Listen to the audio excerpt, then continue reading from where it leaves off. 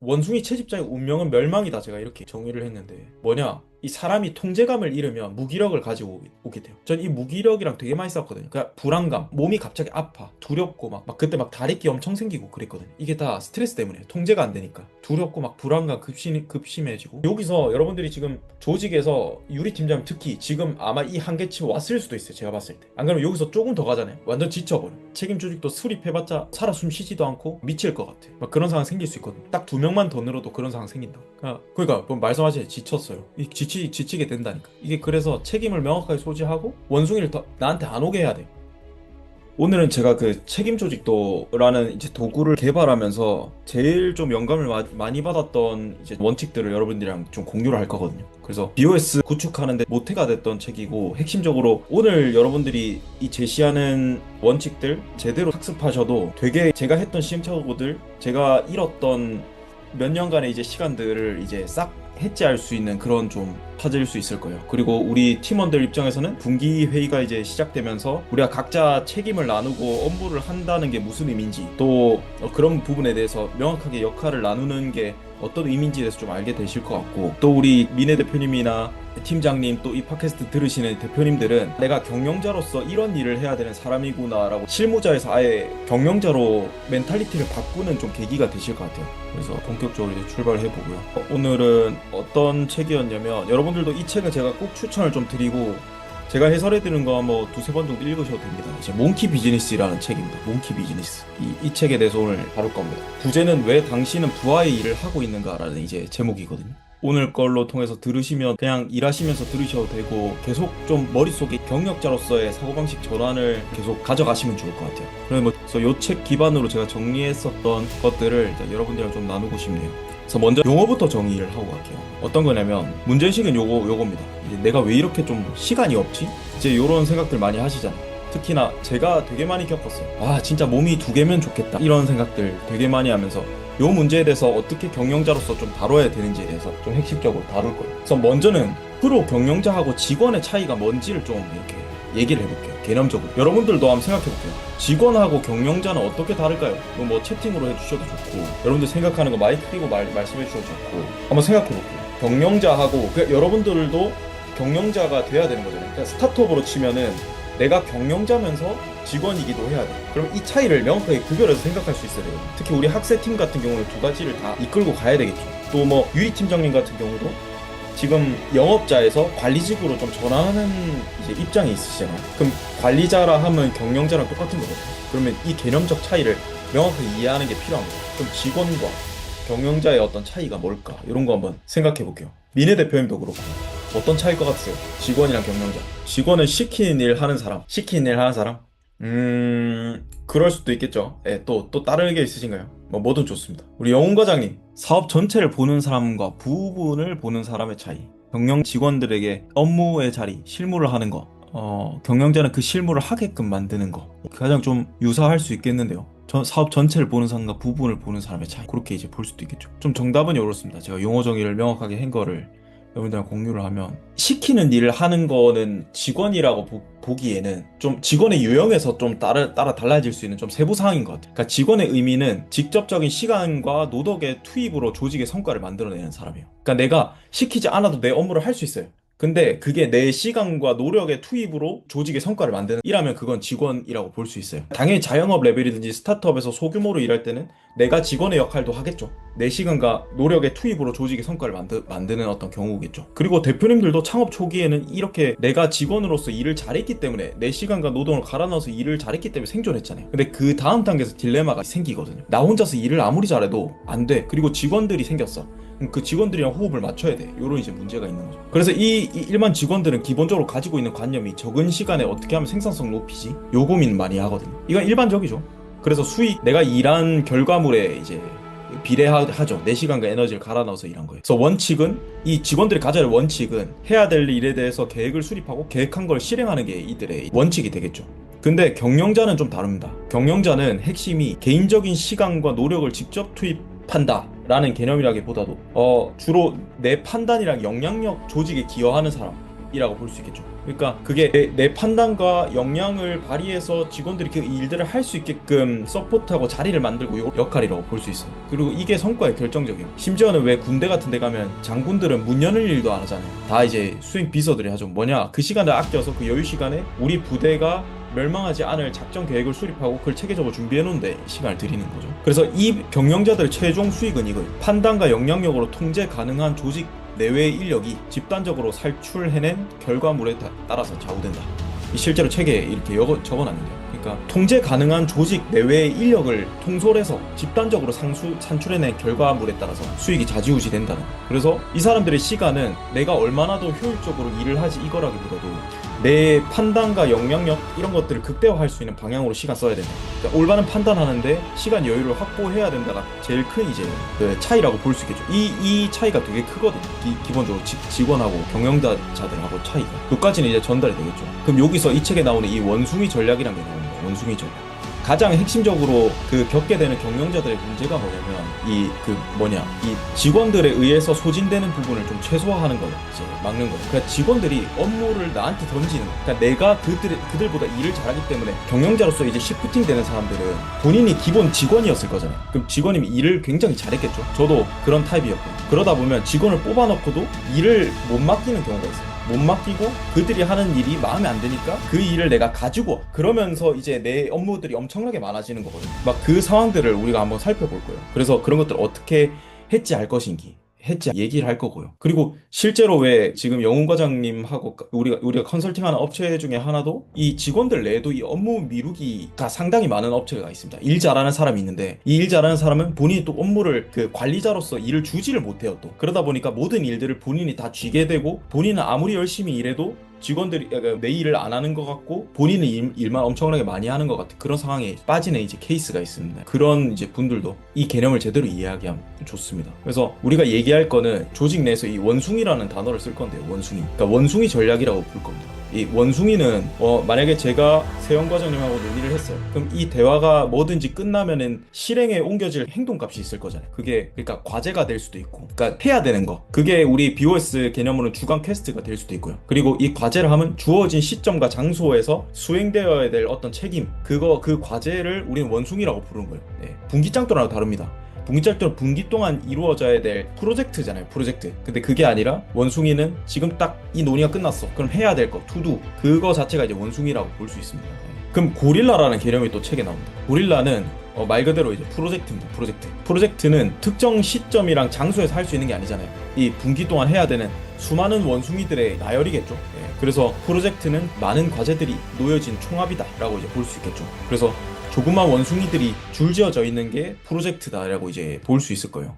그럼 여기서 가장 핵심이 이거예요. 여기서 여러분들이랑 제가 나눠야 되는 게 누가 원숭이를 가지고 있는가, 이거를 명시를 제대로 잘 해야 됩니다. 저희가 책임조 직도를 나눈 이유가 뭐예요? 책임조 직도를 나눈 이유가 이 원숭이를 누가 갖고 있는지를 명확하게 하기 위함이고, 고릴라랑 원숭이 관리자를 나누는 거예요. 그리고 모든 원숭이랑 고릴라는 딱 두 부분으로 나눠져요. 뭐냐면 실행하는 사람이랑 감독하는 사람이에요. 실행하는 사람, 감독하는 부분. 그래서 핵심은 원숭이를 누가 가지고 있고 누가 행동을 취해야 되는 이 질문이 원숭이를 가질 이다 라고 볼 수 있어요. 그 경영자의 역할을 여기서 제대로 다시 규정할 수 있는데, 제가 BOS 책임 조직의 의미를 이렇게 얘기했었죠. 적합한 자리를 만들고 적합한 사람을 앉히는 개념이다. 적합한 자리, 책임질 사람이라 하면 이 업무를 달성해낼 결과치에 대한 기준을 가진 사람, 그러니까 이 결과치를 만들어낼 책임을 가질 사람이죠. 그러니까 원숭이를 가진 사람이에요. 이 책에 따르면. 그래서 경영자의 역할은 이거예요. 올바른 일이 올바른 사람에 의해서 수행될 수 있도록 제대로 관리할 때 밥값을 하는 거죠. 경영자는. 그러니까 경영자는 실무자가 아니고 실제로 이 원숭이가 그 사람한테 잘 머물러 있게끔 하는 게 밥값하는 거라고 이제 볼 수 있겠죠. 그리고 이 원숭이가 가진 가장 큰 습성이 있습니다. 습성. 한마디로 위로 뛰어오르는 거예요. 위로 뛰어오르기. 뭐냐? 직원 위로 뛰어오르기라는 습성을 가진 원숭이가 가장 성공적으로 이 습성을 발휘할 때가 직원 등에 얹혀있던 원숭이가 성공적으로 경영자의 등 위로 뛰어오르는 순간 발생해요. 이게 스타트업이면 서로 역할이 다른 팀원 간에도 서로 업무 미루기가 되는 경우가 있어요. 그래서 서로의 원숭이가 서로한테 달라붙고 책임이 꼬이고 한 사람한테 몰리고 이런 케이스들이 있거든요. 그래서 이 책임 조직도로 보면 책임 조직도 위로 해야 될 업무들이 있지 뛰어오르는 거죠. 이게 원숭이들이 가진 습성입니다. 그리고 습성 중에 또 하나가 원래 주인에게 인계되지 않는 한 그곳에 계속 머무른다. 그러니까 항상 일 잘하는 문제 해결자한테 일이 몰리게 돼 있습니다. 이 조직 내에서는. 이게 원숭이들의 습성이. 그래서 이 원숭이들이 각자한테 머물러 있을 수 있게끔 통제할 수 있는 원칙이 조직 내에 없으면 안 된다. 요게 이제 공유하고 싶은 주제인 거예요. 유리 팀장님도 이걸 되게 잘 들으셔야 돼. 이제 팀원들이 계속 생기잖아요. 그럼 그 팀원들이 계속 뭔가를 요구할 거예요. 그러니까 팀장님이 이걸 해줬으면 좋겠고 저걸 해줬으면 좋겠고 이런 요구사항들을 하는 거죠. 그 나중에 얘기할 건데 이런 것들이 어떻게 조직 내에서 결국 비효율을 엄청나게 발생시키는지를 좀 이따 그 메커니즘을 좀 얘기할 거예요. 제 사례에 빗대서 이런 습성을 가지고 있다. 그러면 개념 정리가 됐죠. 원숭이는 누가 행동을 취해야 되는가에 대한 거다. 그리고 원숭이의 습성은 항상 위로 뛰어오른다. 그렇습니다. 그리고 이 원숭이를 어떻게 다뤄야 되는지에 대한 이 5단계 자유 수준이 있는데요. 이게 있습니다. 그러니까 우리가 누구하고 업무를 나누거나 위임을 할 때 이 5단계가 있습니다. 이 5단계 가장 위임의 가장 큰 5단계는 자유롭게 행동하게끔 하고 일상적으로 보고하게끔 하는 최고 경영자를 고용해 놓으면 그렇게 되겠죠. 예. 최고 수준의 위임 단계라고 볼 수 있어요. 그러니까 알아서 해주세요. 그리고 결과치도 저한테 나중에 말씀해 주세요. 이게 되겠죠. 그래서 제 주주들도 저한테 이렇게 최고 수준의 위임을 맡겨놨죠. 알아서 경영하고 이후에 그냥 1년이 끝났을 때 주주총회 때 결과만 좀 보고해줘 라는 부분인 거죠. 4번은 행동한다. 그러나 즉시 보고하는 단계입니다.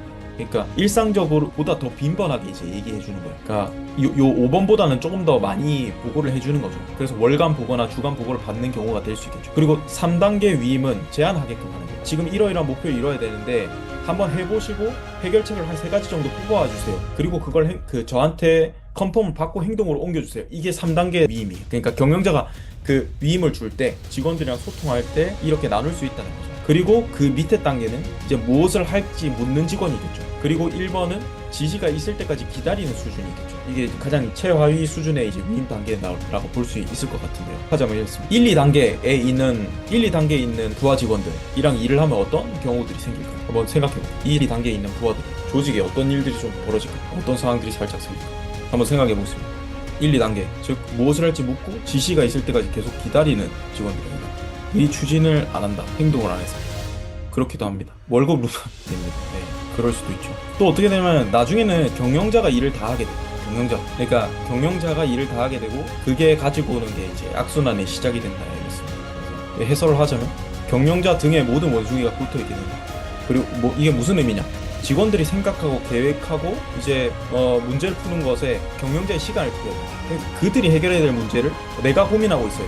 이 나중에 조직 전체가 무너지는 결과로 이어집니다. 그래서 이 개념에 대해서 이게 심플한 5단계지만 이해하고 계시는 게 좀 좋은 게 이 두 성향의 직원들이 다 모여 있으면 우리 조직은 무너지기 일보 직전이다 이렇게 보면 돼요. 그럼 지금 우리가 공부하는 건 뭐냐? 그들이 나쁘다는 게 아니라 뭐냐면 그들의 어떤 그 사고력을 활용하는 원칙을 몰라서 그렇거든요. 그래서 이런 것들을 우리가 이해하면은 충분히 그런 직원들도 그 뭐랄까 본인들이 책임감 가지고 원숭이를 본인 것으로 가져오게끔 할 수 있다 이겁니다. 그럼 3단계에 있는 이 3단계로 위임을 해주면 사고력을 활용할 수 있게 됩니다. 그들 스스로 행동하겠죠. 그러니까 이 문제를 해결하기 위해서 해결 방법을 찾아와 주세요 같은 거죠. 우리 오늘 그 학사에서 일상 업무도 그랬죠. 제가 우리 목표를 딱 정하고 그 목표에서 제안을 올려달라고 했고 그거에 대한 실행까지 제가 아예 위임을 맡겼잖아요. 그럼 오히려 제 사고력보다도 더 직원들의 사고력, 함께 일하는 팀원들의 사고력을 활용해서 결과가 나오게 되겠죠. 이게 어떻게 되냐면 점차 이제 스스로 아이디어를 형성하게 하고 저에게 셀링하게 되는 거죠. 이렇게 하는 게 어떻겠습니까? 이렇게 하면 어떤 이유 때문에 좋을 것 같은데 라고 제시하게 되면서 능력도 오르고 신뢰하게 되는 거죠. 그래서 직원들의 실력도 늘게 되는 거다. 이게 이런 결과치를 좀 가지고 오는 게 있습니다. 4, 5단계 우리가 바라는 겁니다. 그러니까 이게 책임 조직도를 만드는 이유거든요.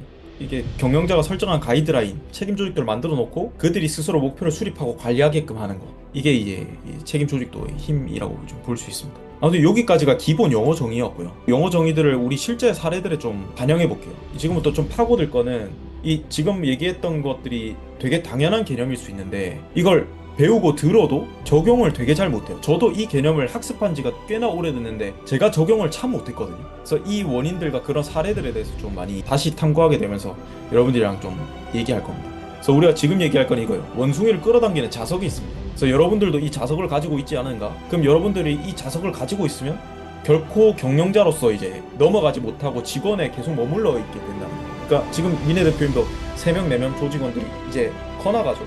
그때부터는 이제 내한테 있어서 자석이 있는지 없는지를 잘 체크하셔요. 그래서 이것도 잘 보셔야 됩니다. 그러니까 스타트업의 맥락으로는 모두가 직원이 돼 각자 포지션이 명확한 거잖아요. 학생 맥락도 그렇고요. 그러면 내가 맡은 바가 아닌 일들에 대해서는 이 내가 원숭이를 끌어당기는 자석을 가지고 있지 않은가 이렇게 봐요. 네. 그리고 뭐 유리 팀장 입장에서는 오히려 팀원들이 나한테 오히려 이런 팀원들한테 업무를 원숭이를 떠넘겨 받는 자석을 내가 오히려 가지고 있었던 게 아닌가 이렇게 생각하죠. 그래서 한번 보겠습니다. 보편적인 모든 회사에 가거나 문제의식이 요게 있습니다. 왜 부하들은 항상 일에서 벗어날 궁리를 하는데 관리자들은 항상 시간이 부족해서 허덕이냐. 제 경영하시는 분들 요 이제 고민들이 있거든요. 첫 번째가 제가 이것도 제일 많이 했던 실수입니다. 책에 나온 원칙이라고 해서 제가 한 건데 좀 생각해보고 알려드릴게요. 이 되게 원숭이를 많이 끌어당깁니다. 제가 이걸 많이 해요. 그러니까 직원이 얘기할 수 있어요. 조직에 이러이러한 문제가 생겼다.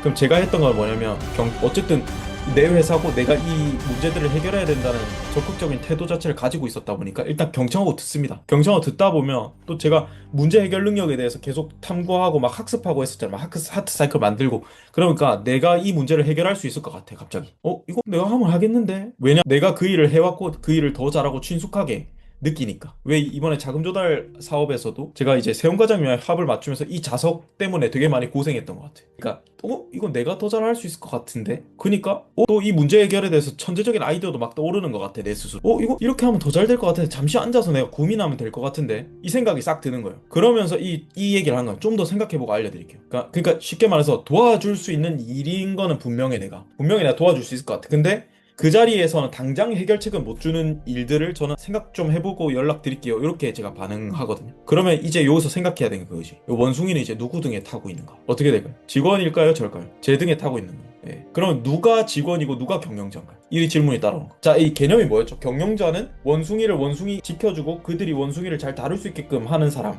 직원은 원숭이를 가진 사람, 원숭이라 하면 행동하는 사람인데 책임을 인계받았고 이 진척 상황을 보고하겠다고 약속한 자는 누군가? 누가 경영자고 누가 된 거예요? 제가 이제 직원이 된 거예요. 직원이 오히려 감독하는 역할이 된 거예요. 생각해보고 말해줄게요 하는 순간 저 경영자가 실행하는 역할이 되고 직원은 감독하는 역할이 된 거예요. 그럼 직원이 묻거든요. 또 이제 혹시 그 일 어떻게 되고 있어요? 이렇게 묻거든요. 그럼 이건 누구 역할이에요? 그 일이 어떻게 되고 있는지 묻는 거는 사실 경영자가 해야 될 일이잖아요. 이게 바뀌는 거죠. 이런 메커니즘이다. 조직도가 있어도 이 책임 조직도 잘 수립해놔도 바로 의미 없어지는데 이렇게 한 문장이 바로 요건 거예요. 생각 좀 해보고 알려줄게요. 책임 역할 명확하게 따져놨어. 근데도 이 말 경영자가 딱 하는 순간 바로 원숭이는 내 등에 타고 넘어온다.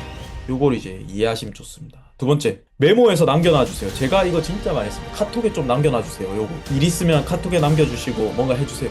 이 행동 누가 해야 됩니까? 이 정거해주고 문제 생기면 얘기해주세요. 응답 늦어진다? 그럼 어떻게 될까요? 제가 또 그런 것들을 한두 개, 저는 자석을 계속 가지고 있으니까 직원들한테 나중에 제가 생각 좀 해볼게요. 앉아서 고민 좀 하고요. 그거 몇 개 쌓여있고 메모에서 남겨주세요. 몇 개 쌓여있고 카톡 계속 와요. 그 응답 너무 늦어요. 답변들한테도 그렇고 같이 일하는 영업하시는 분들한테도 그래요. 그럼 제가 답변이 늦으면 불만 고조되고 이제 그런 거. 입장 바꿔보면 직원이 답변이 없는 거예요. 그러니까 직원이 제가 됐잖아요. 왜냐 원숭이 나한테 던졌으니까. 그럼 어떻게 돼가고 있어요? 물어야 되잖아요. 근데 내가 안 해놨어. 그럼 빡치죠 당연히. 직원이 일을 하는 거니까. 그럼 저는 어떻게 느끼냐? 저는 죄책감 느끼냐? 내가 일을 이렇게 못하나? 이렇게 미루나? 진짜 밤새도록 일하는데 계속 미루는 거 같아. 그래서 메모 남겨주세요. 이거가 수십 마리의 고릴라랑 원숭이가 경영자 등에 올라타고 있는 상황이거든요. 이거 바로 끌어당기는 자세. 세 번째, 내가 어떻게 도울 수 있을까? 앉아서 내가 알려드릴게요. 이것도 제가 많이 했어요. 교육해준다라는 명목 하에. 일로 와보세요. 제가 어떻게 도와드릴까요? 이건 언제 제가 도와드리고 이 방법 알려드릴 테니까 그대로 해주세요. 이렇게 말하는 습성이 있었어요. 제가. 그럼 어떻게 되냐? 내가 도울 방도를 그 사람한테 주기 전까지는 내 어깨 위에 원숭이가 올라타고 있겠죠. 그렇지 않나요? 제가 알려드리기 전까지 일을 안 해도 된다는 거잖아요. 이런 상황이 있다. 그래서 이게 저는 원숭이 채집 습관이라고 보고요. 이 채집 습관이 가지고 있으면 그리고 이 위로 점프하게 되고 위로 점프한 원숭이는 지연되는 성향을 가집니다. 이게 무슨 말이냐면 나한테 이 같이 일하는 직원들이나 팀원들이 일을 던졌어. 원숭이가 내 등 뒤에 타고 있어요. 근데 나한테는 이 팀원들만 일을 주는 게 아니죠. 주주나 고객의 문제가 더 우선 아닌가요? 고객들이 피드백을 주거나 하면은 그 고객이나 주주 문제를 우선적으로 다루다 보면 이 자석에 이끌려온 원숭이는 계속 지연되는 거예요. 그럼 불만 고조되고 직원들 불만 나오고 뭐랄까 실망감 안겨주게 되고 지치게 되고 언제까지 기다려야 되나 싶고 막 대표가 일을 안 한다 얘기 나오기 시작하고 그러면서 조직 붕괴되는 시나리오인 겁니다. 그러니까 일 잘하는 기업에 가면 대표님이 일 잘하는 기업에 가면 그래요. 우리가 그 정부 자금 조달을 하면서도 혼자서 일당백하는 회사 몇 가지 공감되는 사례들 떠오르시지 않나요? 이 일 혼자서 다 지려는 대표들 계속 이 일 지연되고 밀리는 이 상황 저희가 겪었지 않습니까? 요게 딱 요 상황입니다. 그렇게 그리고 또 우리가 다뤄야 되는 게 이런 원숭이들은 우리가 잘 또 해치할 수 있어요. 나중에 방법들 하면. 근데 이제 지능적인 원숭이들이 좀 있어요. 지능적인 원숭이. 이 가장 지능적인 원숭이가 강조하는 게 우리를 강조하는 거예요. 우리를 강조하는. 이게 뭐냐? 우리 문제라고 이제 답하거든. 그러니까 이게 이런 문제가 벌어졌어. 내가 인식하는 문제가 벌어졌어. 그러면 이게 우리 회사의 문제다. 이제 회의 때나 이럴 때 얘기하는 거야. 근데 그게 아니라 명확하게 경영자분들께서 고지를 해주셔야 되는데 책임 조직도가 있으면 우리 문제가 아니고 당신 문제임을 명확하게 해요. 이거는 내 문제가 왜 당신 문제다.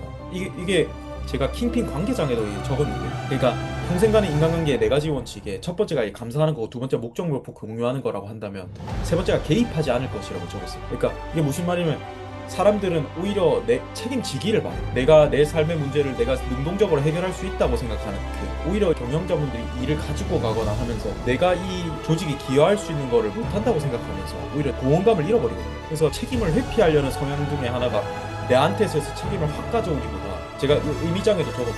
책임지는 게 결국 문제 해결의 길이다. 근데 대부분 이제 그 책임을 미루는 거예요. 그래서 이 책임 조직도 규칙에서도 제가 얘기했습니다. 이 한 자리에 두 사람 이름이 있는 거는 실행을 가로막는 가장 큰 걸림돌이라고 제가 얘기했었죠. 그래서 한 가지 결과치, 그러니까 한 가지 실행값, 한 가지 원숭이는 한 가지 책임자가 있어야 된다. 이 얘기를 한 겁니다. 그래서 이건 누구 문제인가? 이걸 항상 물어요. 이건 누가 풀어야 된다. 이게 아들러도 얘기했는데 많은 사람들은 자신의 문제가 아닌 것 때문에 스스로를 괴롭힌다, 이 얘기를 했어요.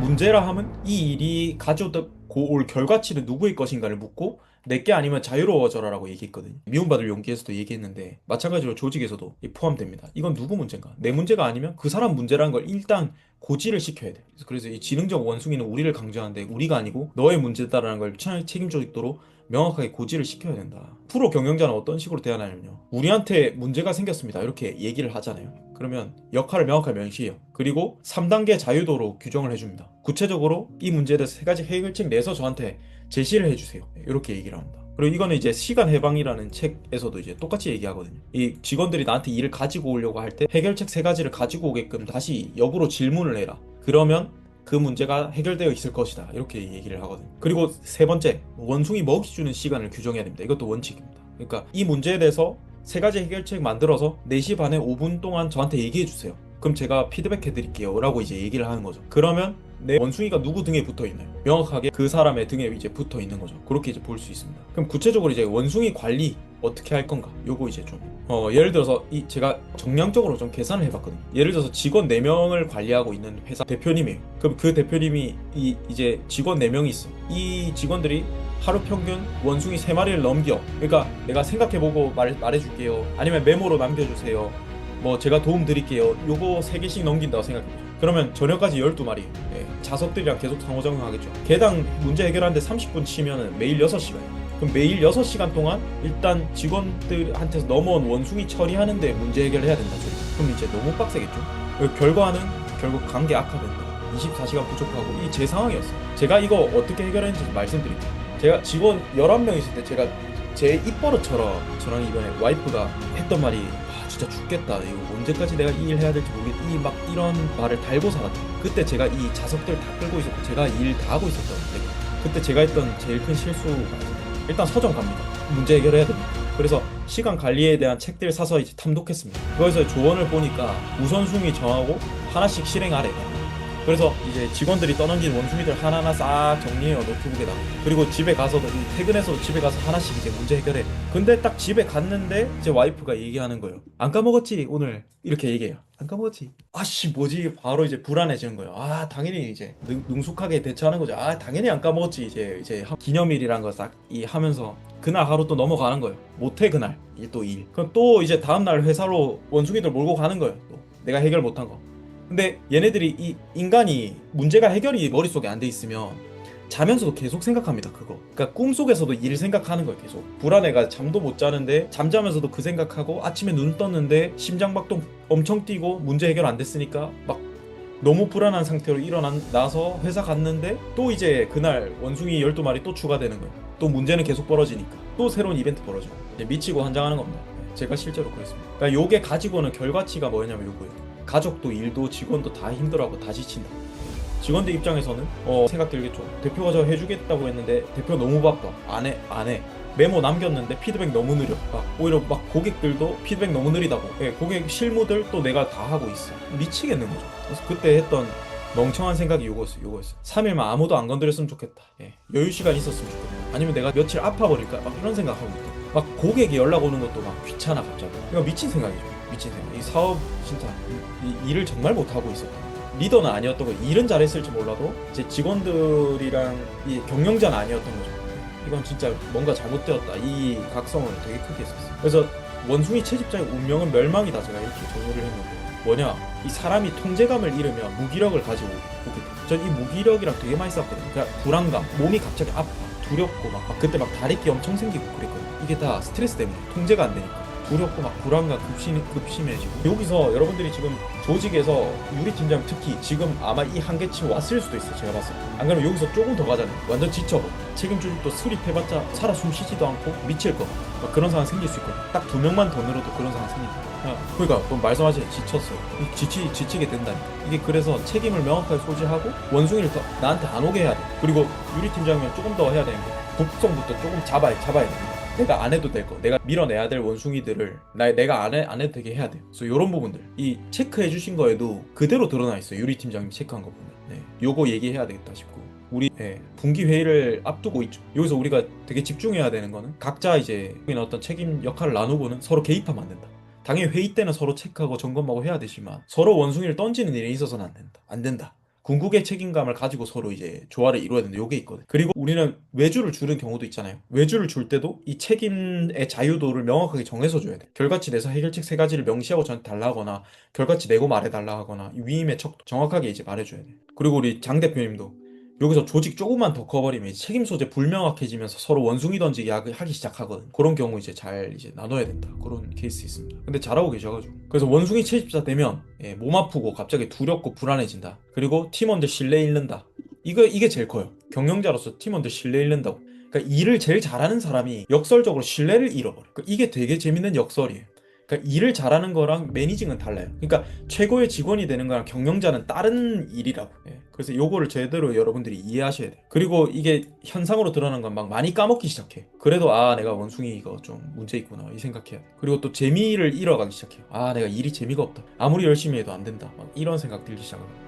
원숭이 칩자 운명은 멸망이다 이 얘기.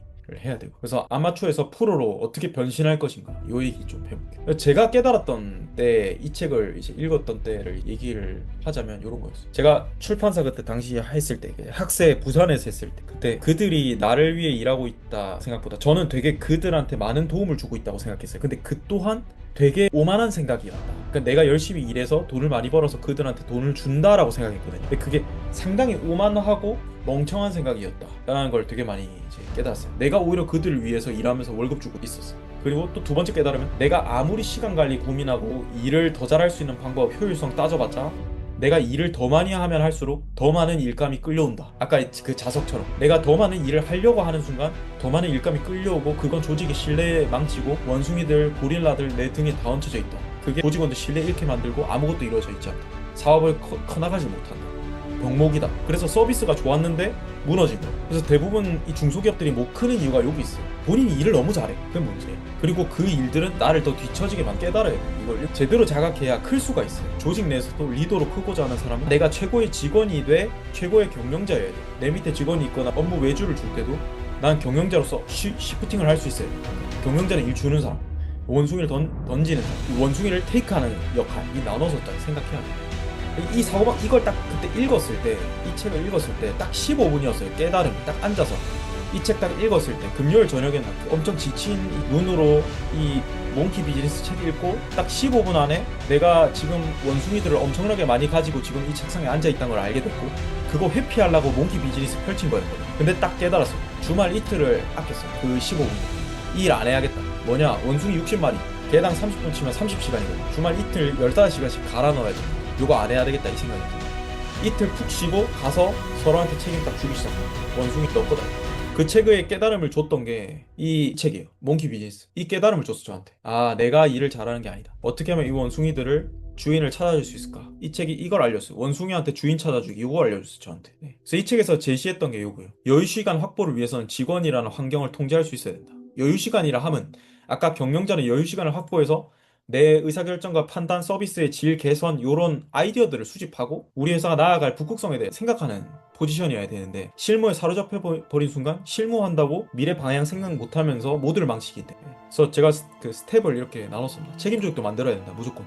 그리고 요거 가지고 앉아서 개인 면담해야 된다. 그러니까 이 목적은 원숭이 붙잡아다가 가운데다 앉혀놓고 그러니까 이제 제가 영훈 씨 그 처음에 뽑았을 때도 그랬어요. 이 사례 제가 항상 얘기하는 책임 조직도를 설명해줬어요. 처음 이 우리 회사 왔을 때 당신은 우리 회사 운영팀에 기업 인증팀에 여기서 벤처 인증이랑 특허 출원을 하는 사람이다. 연구소하고 원숭이를 붙잡아다가 가운데다가 이거 너가 해야 되는 거야. 이 원숭이 너가 데리고 가야 되는 거야. 이 얘기 한 거예요. 이 원숭이 인지시킨 거예요. 이 원숭이 너가 하는 거 이 얘기 한 거예요. 기억난다고 말씀하시고 요거만 했어요. 앉혀서 요거만 했어요. 그리고 나서 원숭이 먹이 시간을 정하는 거예요. 이 말이 뭐냐, 먹이를 준다는 거는 행동을 잘하고 있는지 체크하고 피드백 주는 시간이에요. 그래서 뭐 어떻게 되고 있는지 한 5분 10분 정도 묻는 거예요. 들고 들어와서 실제 잘하고 있어요? 어떻게 되고 있어요? 뭐 이렇게 저렇게 하고 있습니다. 그러면 이 템포가 생겨요. 원숭이들이 나한테 안 넘어오고 다시 할 수 있게끔. 그리고 심지어 저는 이걸 달성할 수 있게끔 교육도 들을 수 있게끔 지원해 줬어요. 그래서 가서 원숭이들을 잘 이룰 수 있게끔. 그래서 원칙이 이거였어요. 더 이상 타인의 원숭이를 데리고 다니지 않게 됩니다. 업무의 주도권을 위임하게 됩니다. 이 마음속으로 다져야 돼. 내가 일을 잘하고 벤처인증 연구소 설립 개 잘해. 근데 더 이상 이 타인의 원숭이를 내가 데리고 다니지 않게 돼. 이렇게 얘기해요. 마음을 싹 먹고 더 이상 직원을 억압하게 되지 않아요. 억압이란 뭐냐? 그들을 들들들 볶는 거예요. 기다리게 만들고. 이게 억압이에요. 반대로 오히려 개입하는 거예요. 그들이 해야 될 원숭이를 내가 해결해주면서 오히려 그들을 억압하는 거예요. 잘못된 일이에요. 그리고 내가 실망의 대상이 되지 않아요. 이게 가지고 오는 결과치는. 그리고 제 경영자로서 죄책감 안 시달리는 거, 요게 제일 큽니다. 기다려달라고 얘기 안 해도 되잖아요. 요겁니다. 그리고 직원 중에서 이 할 일 주세요 유형들이 있거든요. 이 유형한테는 프로세스 구축하고 주는 거예요. 그러면 해결됩니다. 했지야. 또 하거나 위임 척도 3으로 제공해주면 돼요. 이게 나쁜 건 아닙니다. 이게 대부분 요렇거든요. 할 일 주세요만 해도 대단한 거 요즘 봤을 때는. 할 일 안 주면 가만히 있는 게 이제 있는데 요것만 해도 저는 아주 훌륭한 직원이다라고 생각을 하는데 이 직원들은 기본적 능동성이 있다는 거거든요. 뭔가 본인이 명확하게 뭘 해야 되는지 인지만 시키면 된다는 거라서 프로세스 구축하고 주면 돼요. 그리고 위임척도 3으로 주면 돼요. 여기에 대해서 해결책 3가지 정도 가져오시고 직접 해보세요 라고 이제 얘기를 하면 돼요. 그리고 할 일 모조형이 있어요. 할 일 모조. 가만히 있는지 좀비 유형들 있죠. 이 사람들은 결국 나한테 묻는다는 건 아무것도 안 하고 있다. 요새 이 얘기랑 같은 거거든요. 그 탓할 필요 없다. 경영자 책임이다. 그것도. 근데 이 사람들 대할 때 가져야 되는 게 요 마인드입니다. 제가 이거 진짜 여러분들 초반 친구들하고 되게 많이 일했어요. 그들이 잘못된 게 아닙니다. 절대로. 근데 실무를 해본 경험이 사실은 없잖아요. 그러다 보니까 계속 내가 뭐 해야 되지 그 일들을 나한테 계속 내가 해주길 바라는 거예요. 대표님이 와가서 해주길 바래요. 근데 이 사람들을 대할 때 여러분들이 꼭 이제 명심하셔야 되는 원칙이, 특히 유리팀장, 이 사회초년생들이랑 일할 때도 있고 실무를 안 한 분들이랑 일할 때도 있잖아요. 그럼 이분들 만나면 절대 그들의 일을 대신해주면 안 돼요. 절대로. 이거 그냥 제가 절대라고 붙였어요. 절대 그들의 일을 대신해줘서는 안 돼요.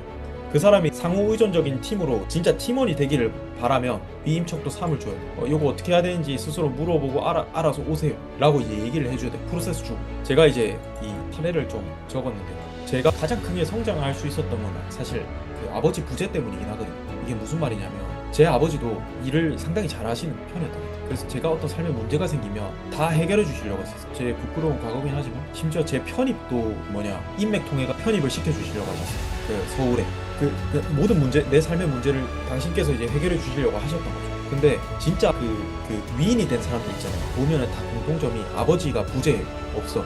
그럼 아버지가 없으면 어떻게 될까요? 아버지는 머릿속에는 관념에 계속 남아있겠죠. 근데 내가 삶에 대한 질문이 생겼어. 그럼 질문에 대해서 그 아버지가 뭐라고 답할까요? 너는 어떻게 생각해? 너는 어떻게 해야 된다고 생각해? 요거밖에 안 묻거든요. 내 관념 속에서의 아버지. 그 방법을 알려주진 않잖아요. 근데 그 고민을 하면서 제가 되게 많이 컸던 것 같아요. 내 삶의 문제를 스스로 고민해야 되겠다라는 이제 생각을 하면서. 마찬가지로 직원들을 대할 때도 직원들이 정말로 성장하길 바라면 여러분들이 답을 주면 안 돼요. 스스로 답을 찾게끔 만드는 방법을 알려줘야 되고 그 해결책들을 스스로 이끌어내게끔 하는 게 경영자의 일이어야 된다. 예, 그렇습니다. 이렇게 이제 보셔야 되고요. 그래서 요거 원숭이에게서 주인을 찾아주기가 아마추어 경영자에서 프로로 변신하는 방법이다. 아마추어는 이 아까 얘기했던 그 자석 3가지를 들고 다닌다. 이렇게 보면 됩니다. 그리고 이제 원칙 얘기하면서 마무리하면 좋을 것 같아요. 원숭이와 고릴라를 돌보는 6가지 룰입니다. 요거 이해하시면 좋아요. 첫 번째입니다. 당신의 고릴라나 원숭이가 굶어 죽지 않도록 해야 돼. 이게 제 이제 사례를 좀 말씀드릴게요. 이게 어떤 거였냐면 제가 또 실수를 했던 건 뭐냐면 아이디어들을 그들이 가진 문제들을 내가 다 원숭이를 가지고 오려고 했었다고 했잖아요. 원숭이를 끌어당겼다고 했잖아요. 근데 거기에 더해서 저는 더 실패자였어요. 경쟁자로. 어떻게 했냐면 아이디어는 또 내가 겁나 많아. 맨날 뭐 읽고 앉아 있으니까 또 내가 막 하고 싶은 건 또 많아가지고 막 계속 이거 해야겠다 저거 했다 생각이 들어요. 그럼 제가 회사 가서 뭐 하고 있을까요? 회사 가서 제가 뭐 하고 있을까요? 그들 문제는 내가 다 가지고 오는데 원숭이를 다 가지고 오는데 그들한테 또 원숭이를 던져. 이거 해봐라 저거 해봐라 이러면서 마케팅에 이거 해봐라 저거 해봐라 하면서 이 원숭이 또 던진다고. 그러면 어떻게 될까요? 아무것도 실천 안 됩니다. 그러니까 원숭이를 내가 다 뺏어왔는데 또 원숭이 한 세네 마리 죽은 거예요. 그럼 이게 일이 될까요? 안 되겠죠. 그 원숭이 나중에 저한테 그대로 돌아오는 거예요. 그렇게 되는 거예요. 그러니까 아이디어가 너무 많아도 오히려 직원들이 지친다. 그러니까 내가 이거 그냥 나중에 직원들 안 따라. 내가 이걸 해도 체크하지도 않고 뭔가 이렇게 되니까 체크도 못하죠. 제가 어떻게 체크하겠어요. 그러니까 실천 저 결국은 안 돼요. 그런 거. 이게 첫 번째 이제 원칙입니다. 당신의 고릴라가 굶어 죽지 않도록 해야 된다. 즉 내가 너무 많이 이제 던지면 안 된다. 그리고 해야 될 거랑 굶어 죽지 않도록 하려면 어떻게 해야 되냐면 관리 가능한 최적의 원숭이랑 고릴라 수요를 정해야 돼요. 수요라 하면 내가 할 수 있는 양을 뜻하는 거예요. 그래서 제가 그 BOS의 주간 퀘스트 보드를 만든 거예요. 그래서 우리 학사에서 요즘 일하는 거 보면 주마다 모여서 해야 될 명확한 어떤 퀘스트를 정하고 그걸 딱 해와서 해오죠. 해와서 하다 보면 주에 그 목표를 달성하고 오히려 더 나은 아이디어들이 와서 한 2, 3주 지나니까 뭐가 돼 있죠 계속. 요게 이제 원숭이 관리라고 봅니다. 개별 피드백하고 보고하는 시간. 그리고 생사 판결도 해줘야 돼. 이 원숭이를 죽일 거냐 아니면 안 해도 되는 것 같으면 죽여야 돼. 원숭이 싸 죽여야 돼. 실제로 밥을 줘야 될 것도 있겠죠. 뭐 이건 더 추진해 봅시다. 밥을 더 주거나 싸 죽일 거를 나눠야 돼. 너무 많으면 안 돼. 그래서 북극성에서도 설계할 때도 우리 유리 팀장이 죽일 거는 엄청 많습니다. 지금 원숭이 지금 득실득실합니다. 지금 제가 봤어요. 이 원숭이 골라서 좀 쏴주게 돼. 이거 쏴주기는 역할 저만 해야 돼. 그래서 아이디어가 많아도 문제입니다. 아이디어 많아도 문제인데 요 중에서 해야 될 거, 이 밥을 줄 거랑 죽일 거를 이렇게 나눠야 돼. 그래서 이제 생사 판결을 해줘야 됩니다. 그리고 세 번째 원칙, 원숭이와 고릴라를 먹일 책임은 부하의 몫으로서 반드시 지정된 시간과 장소에서 이루어져요. 그러니까 원숭이는 원숭이 책임자가 해야 됩니다. 그리고 상사가 굶는 원숭이를 찾아다니거나 직접 먹이를 줘서는 안 된다. 이것도 제 사례를 좀 얘기해 드릴게요. 제가 상당한 아마추어인 경우에 원숭이한테 직접 먹이를 줬습니다. 이게 뭐냐면, 그러니까 실제로 어떤 문제가 벌어졌어요. 그럼 그 문제에 대한 해결책을 나는 계속 잔소리해. 그러니까 실제로 제가 킹핀 감사 페이지에 이제 적었던 건데 누가 밥 먹고 이렇게 거기 버려놨어. 그 음식물 찌꺼기 같은 것들 제가 치우라고 몇 번 얘기했거든요. 그 책임자도 이제 선정을 해두고 근데 또 안 치웠어. 또 제가 가가지고 막 바바바바 하는 거예요. 이거 왜 안 치웠냐, 이렇게 해라 저렇게 해야지, 청소 안 해두면 어떻게 문제고, 이게 해라 했죠. 그럼 어떻게 되냐, 청소가 깔끔하게 될 수는 있겠죠. 네, 될 수는 있지만 그 자체가 사실은 이 직원들의 능률성도 강화시키지 않고 직원의 입장에서는 내가 또 잘못했구나 죄책감을 오히려 느끼게 돼. 그래서 또 내가 막 찾아다니면서 직원들이 못하고 있는 일이 있으면 난 도와줘야 된다고 생각했어요 제가. 근데 그게 잘못된 거예요. 직원들이 막, 제가 위워크 큰 오피스를 썼단 말이죠. 직원들이 3층에도 있고 막 7층에도 있고 그래요. 그럼 저는 또 제 할 일 잘하니까 빨리 끝내놓고 막 3층 돌아다니면서 직원들 잘하고 있나 보고 못하고 있으면 막 피드백하고 막 잔소리하고 그래요. 근데 이게 되게 잘못된 방법이었다. 프로는 어떻게 하냐, 고릴라를 먹입니다. 고릴라를 먹이는 게 뭐냐면 책임 조직도 딱 깔아놓고 책임 조직도 어떻게 돌아가고 있는지에 대해서 주간 회의 때 물어보는 거예요. 보고를 받는 거예요. 구체적으로 어떻게 진행되고 있는지에 대해서 물어보는 거예요.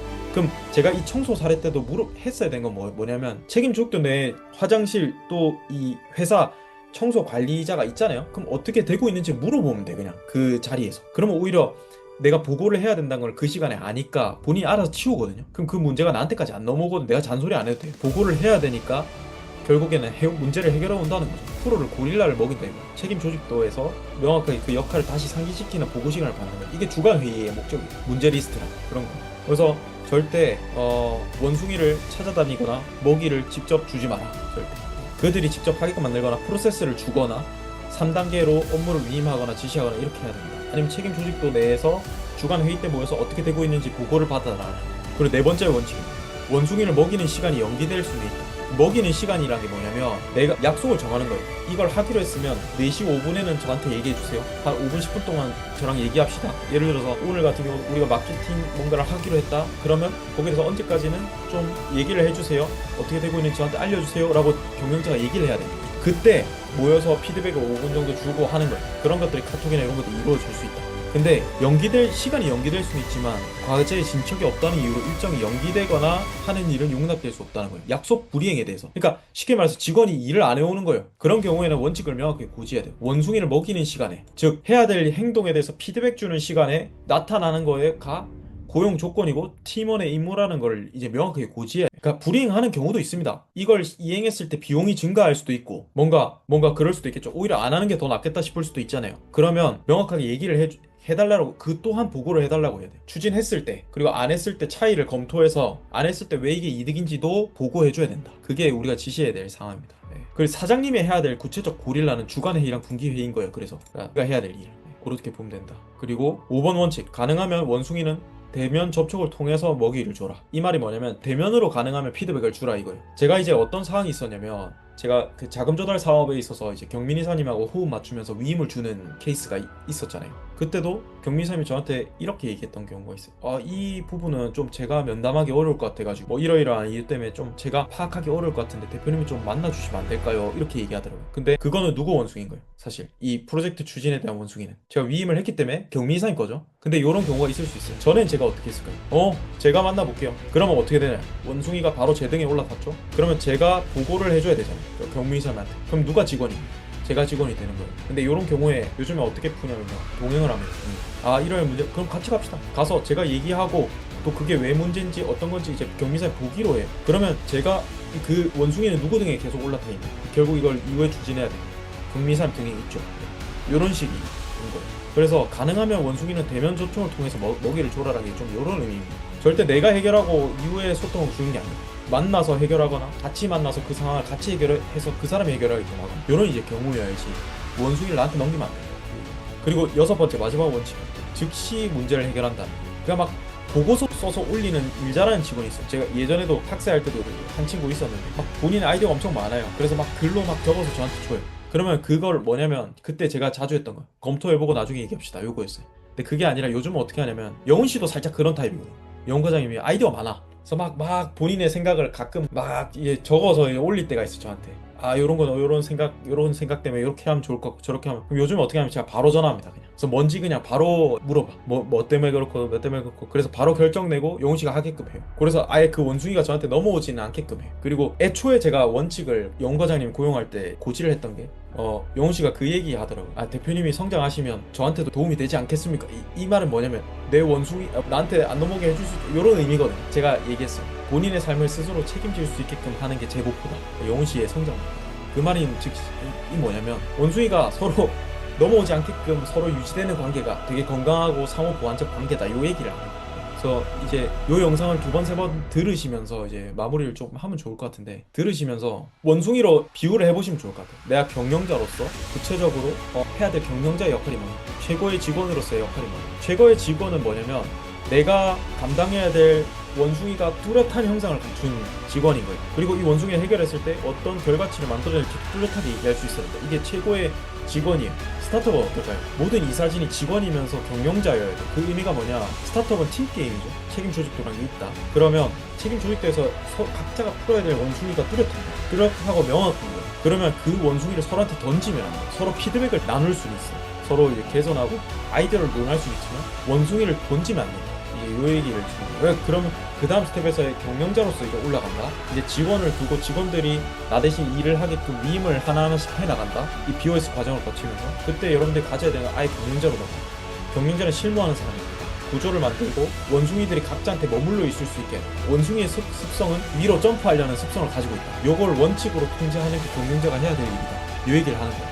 안 하면 어떻게 된다? 결국 일 잘하는 직원일수록 결국엔 조직의 신뢰든 고객 서비스든 이 모든 팀을 망친다. 그래서 관리자로 넘어간다, 경영자로 넘어간다 하면 이 심플한 깨달음이 있어요. 이 오늘 얘기하는 이 녹화본 내에 다 있다고. 그래서 2번, 3번 들으시면서 요 사고방식이 전환이 돼요. 안 그러면 제가 만나본 대표님들은 이거 몰라서 막 경영 20년 차 막 이렇게 하시는데도 계속 원숭이들이 본인 등에 뛰어놀고 있는 사람들이 있다고. 그러니까 이 심플한 깨달음 때문인 거예요. 이거를 해치하고자 하는 장치가 책임져 있던 거예요. 그거랑 회의 문화거든요. 그래서 여러분들이 요걸 좀 이해하셔야 되고, 오늘 수업에서 이 얘기를 한 게 우리 민혜 대표님이 체크해 주신 거나 유리 팀장님 그리고 우리 학생의 팀원들이랑 논의하고 싶었던 것도 이제 깨달음을 먼저는 좀 논의를 해야지 그 다음 스텝들이 있겠다. 체크리스트에 체크한 거 보니까 요거 모르면은 계속 진전이 없겠다, 요 생각이 있었어요. 그래서 BOS는 원숭이를 체계적으로 어떻게 떠넘길지에 대한 이야기예요. 그러니까 최고 경영자는 여유로울 거잖아요. 여유 시간에 책 보고 우리 회사가 나아가야 될 북극성에 대해서 고민하겠죠. 아니면 고객 서비스 디벨롭에 대해서 고민하거나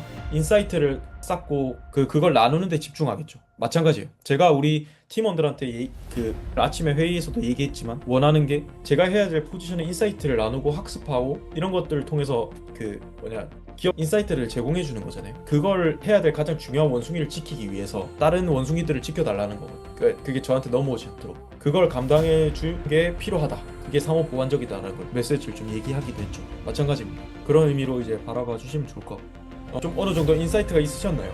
특히 오늘 이 메시지를 민혜 대표면 유리 팀장님 생각하면서 되게 했는데 어떠셨어요? 우리 RT코리아 강복 대표님이랑 단장님한테도 보내드릴 생각입니다. 이 부분이 되게 좀 코어적인 부분이라고 생각해서 같이 소감 한번 나누면서 마무리해보면 좋을 것 같고 그리고 개별 피드백 좀 하고 마무리. 어떠셨어요? 한 분씩 좀 질문이 생기거나 느끼신 바 한번 나눠보면 좋을 것 같네요. 유리 팀장님 어떻게 들으셨을지 엄청 궁금하네요.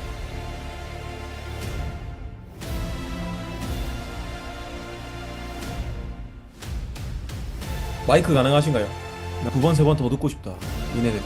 조금 알 것 같은데 두 번, 세 번 더 듣고 싶다. 좋습니다. 계속 들어보시고 유리 팀장님, 저는 이 원숭이 어떻게 싸지? 유리 팀장님 그 고릴라로 가셔야 돼요. 그러니까 원숭이들 다 집합시켜서 고릴라로 이렇게 진화시켜야 되거든요.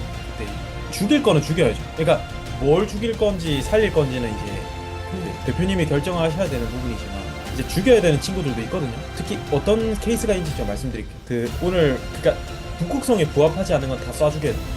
오늘 이제 그 FNL 파트너스에서도 태양광 사업에 대한 브리핑이 있었다고 제가 들었어요. 근데 그거는 FNL 파트너스 입장에서 뭘까요? 우리가 비오에서 공부한 걸로 지금 규정하고 반짝입니다. 우리의 전문성과 맞지 않는 일. 그 기업을 하신 대표님이 우리를 영업자로 쓰려고 하시는 거고 근데 저는 반짝이라고 규정하고 참가를 안 했습니다. 물론 참가에 부르지도 않았지만 저는 참가를 안 했습니다. 왜냐면 제 본조가 뚜렷하기 때문에 참가 안 할 걸 아신 것 같아서 참가를 안 했는데 그런 겁니다. 그런 반짝이는 쏴주게 됩니다. 바로 쏴주게 됩니다. 칼 차단해요. 기준이 있어요. 그러니까 경영은 다 기준이라고 했잖아요. 기준이 없으면 감정 때문에 휘둘리고 그때 그 상황 따라 달라지고 그랬거든요. 근데 우리가 북극성을 수립해 놓은 이유가 뭐 기준을 안 잃으려고 그런 거예요. 외부 상황에 좌지우지 되지 않으려고. 그래서 왜 미션이라든지 이런 것들을 수립해 놓는 거죠. 그런 부분입니다. 쏴죽여야 하는 실제 사람도 있습니다. 사람을 죽이는 말이 아니라 인재상이 안 맞으면 원숭이를 감당할 수도 없으니까 해야 되겠죠. 인재상이란 누구냐? BO에서 받아들일 수 있어야 돼요. 책임감 있는 사람에게. 그리고 책임감이 있음을 말로 하기보다 저는 원칙으로 수립해 두자는 이야기예요. 그래서 꼭 이 원숭이 비즈니스란 책을 몽키 비즈니스란 책을 읽어보실 수 있는 분들은 꼭 한번 필독해 보시길 바라고요. 근데 핵심들은 제가 다 요약하고 적용해 본 거라 이 팟캐스트를 두 번, 세 번 들으셔도 괜찮습니다. 아무튼 그렇습니다. 원숭이를 어떻게 쏴죽이나 고민 중이에요. 너무 웃기네요. 그리고 우리 학생 팀원들 어떻게 들으셨어요? 이것도 한번 나눠보면 좋을 것 같네요. 아무래도 우리가 분기 회의를 앞두고 있으니까 여기서 우리가 궁극의 책임이라는 의미로 넘어가야 되거든요. 원숭이가 좀 새로운 일이 맞아요. 근데 이제 그 경영자로 넘어가려면 그 다음 스텝으로 가야 되는 게 있죠. 저도 그렇습니다. 일하는 거 좋아해서 그게 문제. 원숭이가 원숭인지도 몰랐다. 이거 무슨 말씀이세요? 이거 한번 해제해 주세요. 영훈 씨 한번. 네. 뭔가 일을 넘긴다는 게 같이 함께 하려는 느낌인 줄 알았는데 그게 아니라 뭔가 이게 책임이 이렇게 불명확해지는 게 저도 모르게 되는 부분이 있었던 것 같아요. 맞아요. 그런 이게, 부분들 네. 되게 애매했던 것 같아요. 네. 뭐 이게 우리 자문서 RT에도 보내드릴 건데 이게 이제 우리 형은 과장님이 겪고 계신 문제이기도 하죠. 직원으로서의 역량은 엄청나게 뛰어나시다. 근데 어떻게 보면은 관리자로서의 장점도 엄청나게 많이 가지고 계신데 일을 쥐려고 하는 속성이 있으시다 보니까 원숭이가 형은 과장님 어깨 위에서 엄청나게 뛰어다니는 경향들이 있죠. 그래서 조직도를 나눴다는 거는 그 원숭이를 가져갈 사람들을 정하는 거. 그 네. 의미를 이제 형은 과장님이 좀 더 상기하셔야 되는 게 있죠. 이거 이해하시면 형은 과장님은 진짜 직원 중에서 최고의 직원이 좀 되시지 않을까 싶거든요. 프로세스 구축 능력도 있고 엄청난 사실 스킬을 가지고 있어요. 케이스가 있다. 이거는 꼭 이제 형훈 과장님이 들으시면 좋을 것 같아요. 네, 또 그랬습니다. 영훈 과장님 한번 보내주세요. 그렇다. 네, 알겠습니다. 됐어요. 민혜 대표님은 이게 원래 일을 좀 잘 두시는 성향이라서 사람들한테 일을 잘 이렇게 주고 이렇게 잘 하시는 타입이라서 뭔가 오히려 역으로 좀 일을 뭐라고 해야 되나 좀 타고났어요. 민혜 대표님. 그러니까 너무 잘 습득하시고 그러니까 그게 있으시거든요. 그러니까 적합한 자리에 적합한 사람을 들어 쓸 줄 아세요. 그게 제일 큰 것 같아요.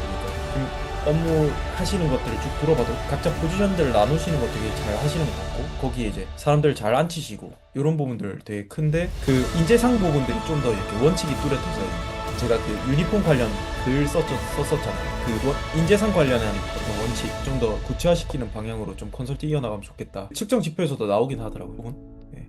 감사합니다. 좋은 반응해 주셔서 감사하네요. 그렇습니다. 그리고 우리가 계속 그 수업은 계속 그래서 제 뭐 회의 문화나 BOS 관련된 심화들은 팟캐스트로 진행을 할 건데 회의도 그런 역할이라고 보면 됩니다. 원숭이 먹이 주는 시간이다. 모여서 할당된 원숭이들 어떻게 진행되고 있는지, 고릴라들이 어떻게 진행되고 있는지 이런 것들이 보는 거다 이렇게 보시면 될 것 같아요. 구체적으로 일정을 좀 말씀드리면 다음 기수 들어가기 전에 정기 기수 들어가기 전에 4주짜리 BOS 프레임워크만 소개하는 시간을 좀 넣으려고 그래요. 그래서 우리 기존 팀이라든지 주변 분들 초청하셔도 좋고요. 네, 뭐 외부에 처음 참가하시는 분들은 되게 저렴한 가격으로 좀 출시할 거예요. 그래서 이 4주짜리 BOS 프레임워크만 가볍게 소개하고 이후에 이것들을 우리 회사에 적용하는 12주 워크숍 과정, 본 과정을 출발하려고 하거든요. 2주에. 그래서 과정을 계속 할 거라 괜찮을 것 같아요. 그렇게 진행할 겁니다. 그리고 또 제가 책 보면서 계속 이렇게 인사이트도 얻는 것들 팟캐스트는 계속 진행할 거거든요. 그래서 이것도 참가하실 때마다 링크 올려드리면 계속 참가하시면 좋을 것 같아요. 주변 지인분들한테 보내주셔도 되고 그렇게 가는 걸로 그렇게 하겠습니다. 부기가 학생을 살리는 힘이 됩니다. 그리고 마지막으로 이제 마무리하면 좋을 것 같고 질의응답 나누면서 좀 넘어가 볼까요? 개별적으로 가지신 지금 경영에 있어서의 어려운 점들 이런 부분들 공부를 좀 더 하면 좋습니다. 마음공부 콘텐츠 이거 BOS 경영 원칙을 7가지로 하나 더 추가를 했습니다. 그래서 뭐 첫 번째 원칙인 이제 시스템이라고 추가를 했는데 항해를 하면서 돛이 의미하는 바가 파도가 치고 바람이 불 때에도 내가 원하는 북극성으로 방향성을 제대로 잡을 수 있는 건 돛의 역할이잖아요. 그게 이제 우리가 마음 공부하는 거니까 그거 관련해서도 제가 팟캐스트를 좀 많이 올리긴 해야 될 것 같아요. 네, 그래서 그것도 제가 2주에 한 번씩은 좀 팟캐스트 마음 공부 컨텐츠로 좀 한번 준비를 해보고 사실 영훈 씨랑 1대1로 있을 때는 참 마음 공부 관련해서 얘기를 많이 하는데 그런 것들 다 컨텐츠로 만들면 좋겠다 싶기도 합니다. 그렇습니다. 네. 유리 팀장님하고 미네 대표님은 1도 한번 잡아주시면 좋을 것 같아요. 그래서 특히 유리 팀장님 쏴주길 원숭이 찾기 지금 같이 해야 될 것 같거든요. 그래서 보고 있어요. 결국 BOS 도입의 문제니까 오늘 유리 팀장님 꼭 운전하시거나 하실 때도 진짜 한 2번, 3번 계속 들어보세요. 들을 때마다 느끼시는 게 좀 다르고 이렇게 추가하면 좋을 것 같고 미팅 일정도 우리 세영 과장님하고 같이 한번 잡아주세요. 그래서 주도 괜찮고 또 미네 대표님은 다음 주 중으로 해가지고 신혼여행도 갔다 왔으니까 한번 가야 돼. 내가 어떻게 돌아가는지 그때 한번 가기로 했거든요. 그러니까 실제 실상 가야 되거든요. 인재상 관련해서 제가 아직 머릿속에 좀 숙제예요. 그러니까 그러니까 진짜로 이게 인성적으로 맞나 하는지 케이스들을 좀 들으면서 실사 한번 가봐야 될 것 같아요. 어떤 식으로 좀 구조가 돌아가는가 이거 한번 가서 한번 할 테니까 그 일정 한번 잡아주세요. 그렇게 좀 진행해 보겠습니다. 자, 오늘도 이 몽키 비즈니스라는 주제로 좀 얘기해봤는데 책임 조직도의 의미에 대해서 다시 한번 숙고해 보시는 시간 되시면 좋을 것 같습니다. 그래서 또 파이팅이고요. 저는 인생의 2막을 좀 맞이한 것 같습니다. 결혼하고 나니까 확실히 그 마음가짐이 좀 있네요. 고객 서비스든 학세로 진짜 전국 최고 컨설팅 업체 되자 이런 목표 가지고 하고 있으니까 본격적으로 한번 해보면 좋을 것 같아요. 신혼여행 때 가장 큰 결과가 뭐 이거는 이제 가치를 지켜나가면 좋을지를 논의했던 게 되게 큰 것 같아요. 가서 엄청 싸우고 그러면서 왜 싸우게 될까? 애초에 그런 갈등이 안 생길 수 있는 가정 내의 원칙을 좀 수립하고 온 게 컸지 않나. 잘 지켜나가는 것도 중요할 것 같습니다. 네. 그게 나중에 마음 공부 얘기할 때 좀 더 디테일하게 좀 얘기해. 좀 기독교적인 가치관으로 되게 많이 수렴했는데 그 가치가 어떻게 가장 최소의 조직인 가정 내에서도 살아 숨쉬는지 관련해서 좀 얘기해 보면 좋을 것 같아요. 오늘 너무 고생 많으셨습니다. 수고하셨습니다. 오늘 여기서 마무리하겠습니다. 감사합니다. 네, 고생하셨습니다. 수고하셨습니다. 네.